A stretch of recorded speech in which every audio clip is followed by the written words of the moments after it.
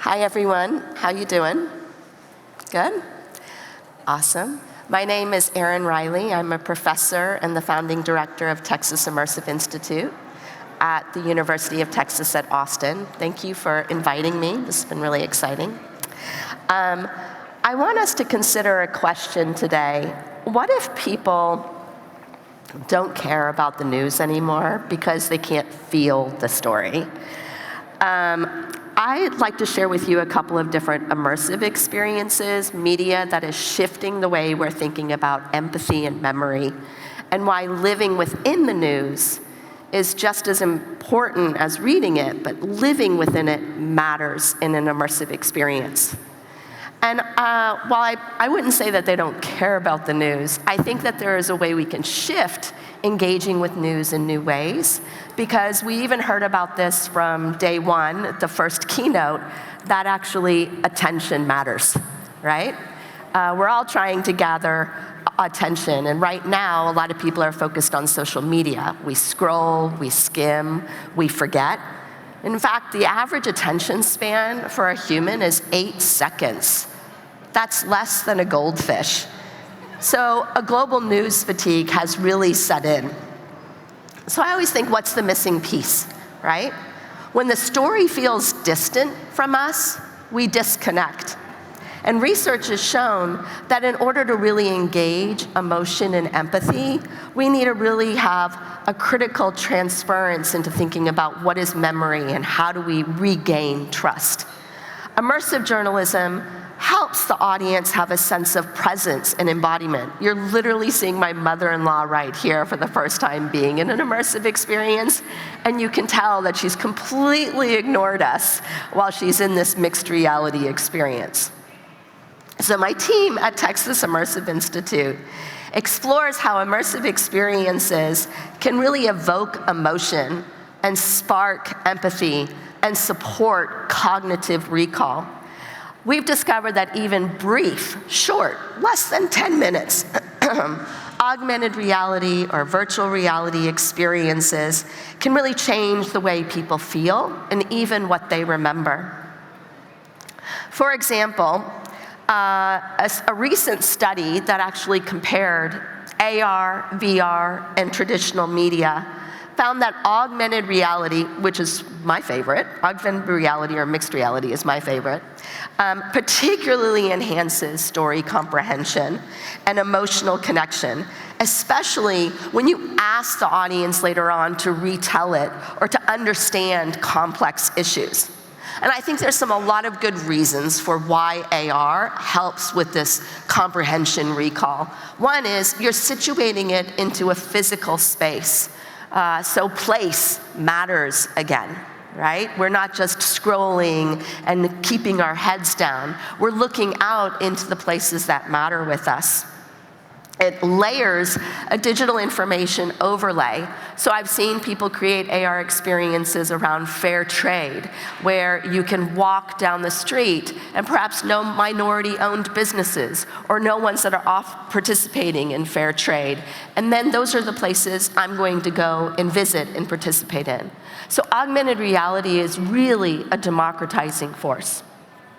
Now, I can go on and on about AR. I was one of those people that, like, when everyone was investing in VR, I was like, but why? I don't want to be in a headset. I want to be out in the world exploring it. But there are other types of technological environments that really enhance immersive experiences. This is an article from Brulot and colleagues that actually identify 5 different technological environments that can enhance immersion, from VR to mixed reality environments where you're blending physical and digital, such as location-based experiences. There are 360-degree environments that we can participate in. Spatial or ambionic sound is also a way. In fact, one of my research studies showed that audio is the #1 media to really get people feeling immersed. So how do we create those spatial sounds? Projected environments, so projection mapping, things that are mapped on walls that can share things, or even computing that's woven directly into our clothes. So together, what we call these story worlds, they don't just let audiences inhabit the news, they actually let them embody them. Now, when I think about news, I think of it in 4 ways. Ways that immersive journalism can expand the news we're creating right now.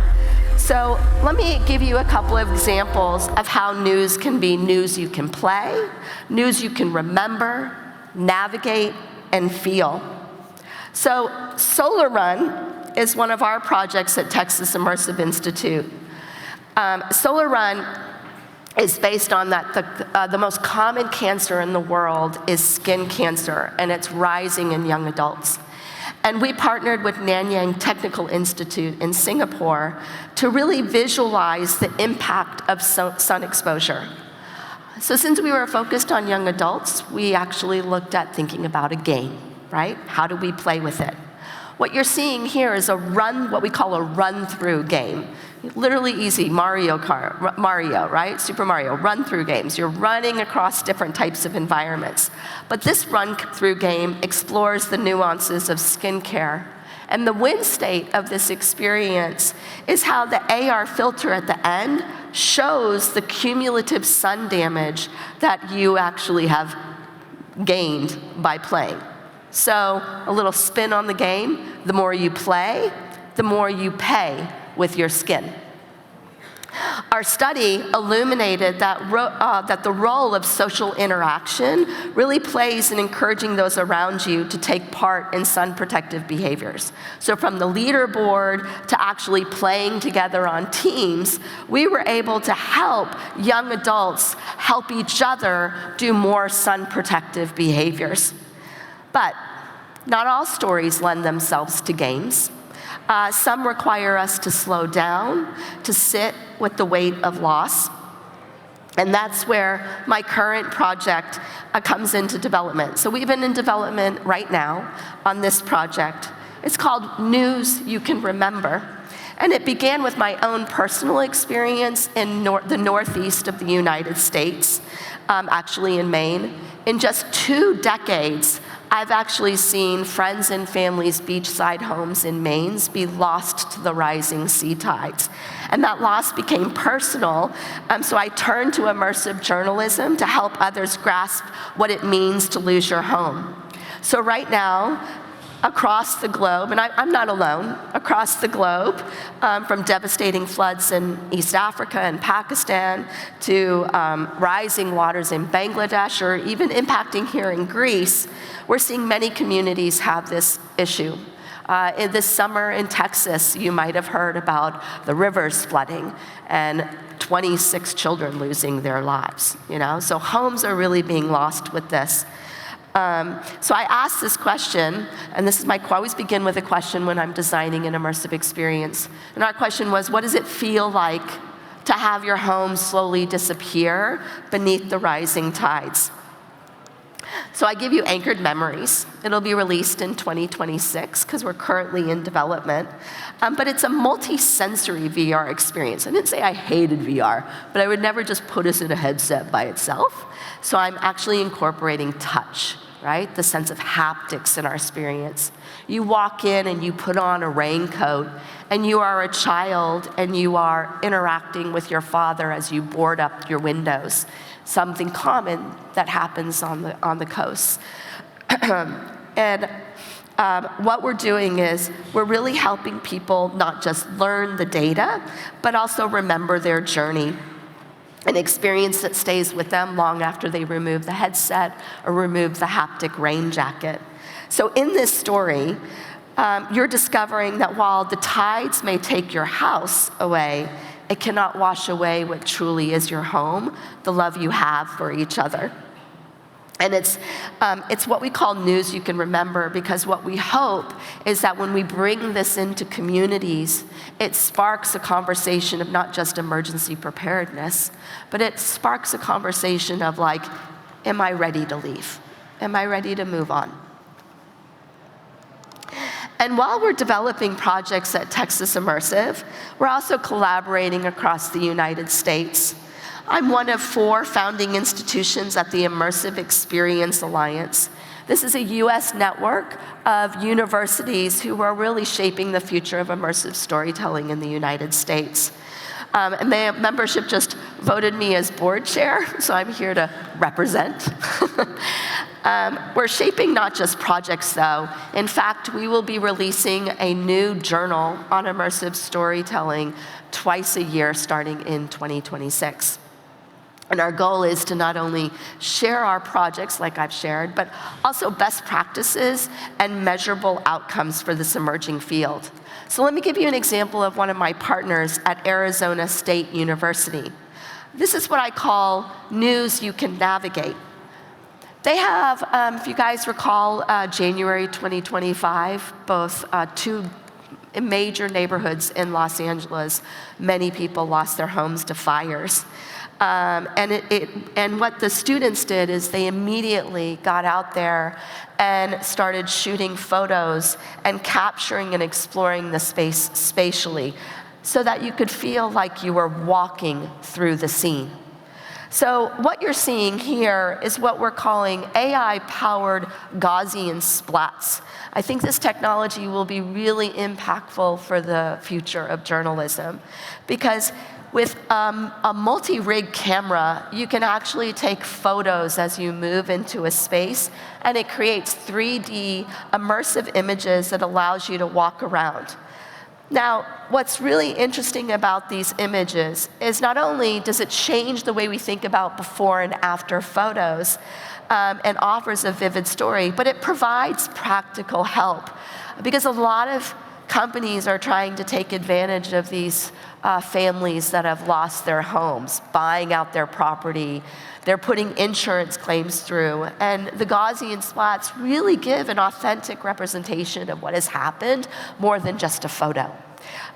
So this blend of journalism and technology and community service really reflects the promises of immersive storytelling. So how do we know these projects work? Well, we measure them, right? I like to look at them from 4 different dimensions. It's just a framework I'm starting to kind of unpack.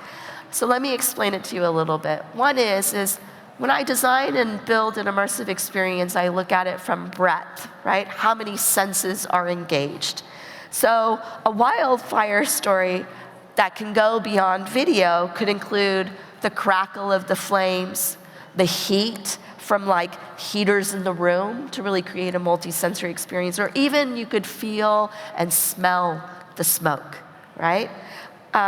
Depth is the intensity, or what we call the fidelity of these senses. So it's very different to look at a flood story in a 360-degree video. Often it's grainy, it's not high def, so you don't really feel like you're there depending on the resolution, versus incorporating spatial audio where you hear the rushing water surrounding you. And what does that feel like, that type of fidelity?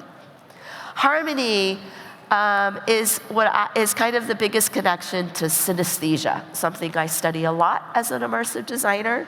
This is actually how well the senses work in sync. And from a psychological perspective, synesthesia is the more senses you bridge together in an immersive experience, the more likely you will have cognitive recall and emotional impact. So if I was looking at a protest like we see here in this image, the vibration of the footsteps matching the sound of the crowd, the visuals of all the people marching and surrounding you. Those cues really reinforce one another instead of distracting. And last, we have impact, the effect on presence, memory, and emotion. So I've actually done a study on a refugee camp, and participants' recall in those details reported stronger empathy and showed greater willingness to support humanitarian aid than those who just read an article. So how do we really get them in there? Measurement really matters. So I would never create an immersive experience if I wasn't measuring it. And I think this is what journalists need to know most, is that immersive formats are really effective. They're really kind of pushing the boundaries beyond traditional fostering and helping to really foster empathy, recall, and trust. Now, research over the past decade confirms this, and studies comparing immersive formats from traditional media have shown greater comprehension and higher motivation to get involved. And some of the ways that I validate this is through biometrics. So I'm working with the Joey Dunsmore Psychiatry Lab at UT Austin. Even on Anchored Memories, we're connecting to biometrics. They gave me a lot of guardrails, man. I had to design an experience where don't move, because my biometrics won't handle it very much. So I had to don't move, but work around, add haptics. It's okay, let me see what I can do. Anyway, I digress. Biometrics, some of the things that we do with biometrics is heart rate. We can do heart rate. We can do an EEG with our brain scans. Skin response, oximeters actually matter. And then we also have, depending on if you're in a mixed reality or VR headset, we can do a lot with eye tracking right now. We can actually do different surveys. The PANIS framework is an emotional survey framework, which has been validated and used quite regularly in these type of measurements. I like to always recall Bailensen's work. He did a very large-scale study from Stanford in a VR perspective taking, and compared it to traditional video, like text and video images. And what he found is that VR not only generated stronger empathy in the moment, but also led to more durable changes in behavior and pro-social attitudes week later. And that actually validated work I did when I was doing 5 different journalism pieces on war. And that's when I found out about the audio. That audio was the #1 media to really engage and make you feel immersed. But the pro-social attitudes, we did a longitudinal study for 4 weeks, 8 weeks, 12 weeks, and saw how many people continued to give. And we found that immersive actually was more than just an article. So I'd like to close today with one that a lot of my peers and I talk about. To me, this is the #1 immersive journalism experience that has really inspired much of my own practice. How many of you know of Carnegie Arena? Can I raise your hands? Anyone? Anyone? One person? Okay, I'm so glad I'm introducing this here. This one was super impactful. This is what I call news you can feel, right? It explores the human conditions of immigrants and refugees. And I have participated in this immersive installation. And when you start, you take off your shoes and socks, and you walk through sand in a heated room as you wear a mixed reality headset. And this is a recreation of a dangerous but commonplace encounter between a caravan of refugees and the US border control. So take a look at it.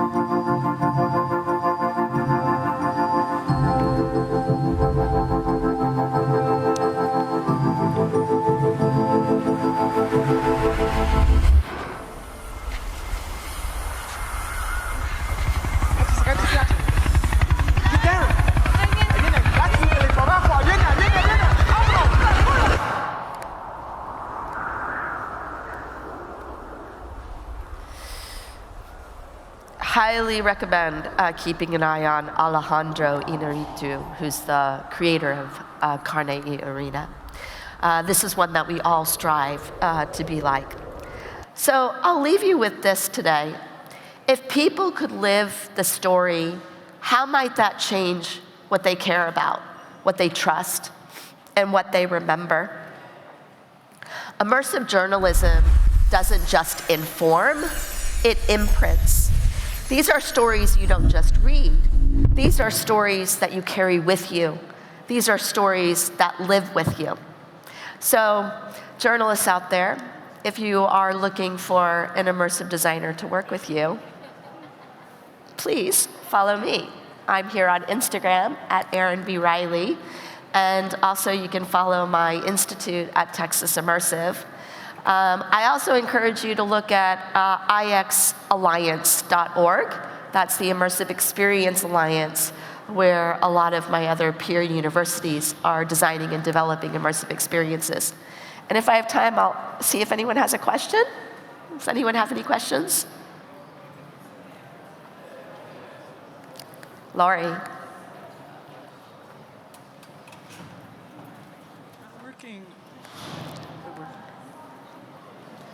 Can you hear me? Yes. Right. I'm working on how to portray extreme heat risk, which is really difficult because it's invisible. And a lot of the sessions that we've had here are, fantastic things about using satellite images or using sound.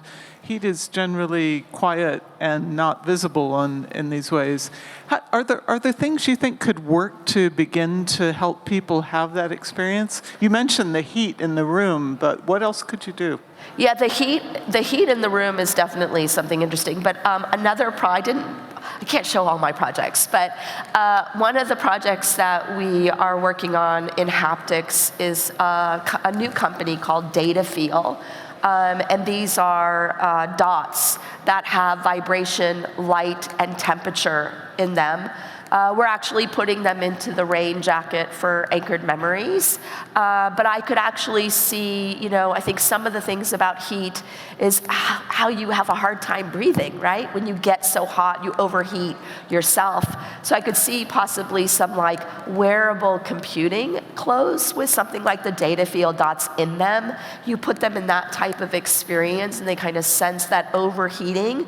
Then I would, as I would always say with harmonize your senses, right? So harmonizing not only with like maybe the like a sweater or a jacket that you're wearing, but you could also do a lot of projection mapping, because I think that projection mapping allows you to really create a collective immersive environment where you can create that. I think you and I talked about the anchor newsman that was talking about the rising sea levels, and they did a LED wall where you could see in just 3 minutes how quickly the water rises in a space, and it's pretty impactful when you see how quickly it can rise.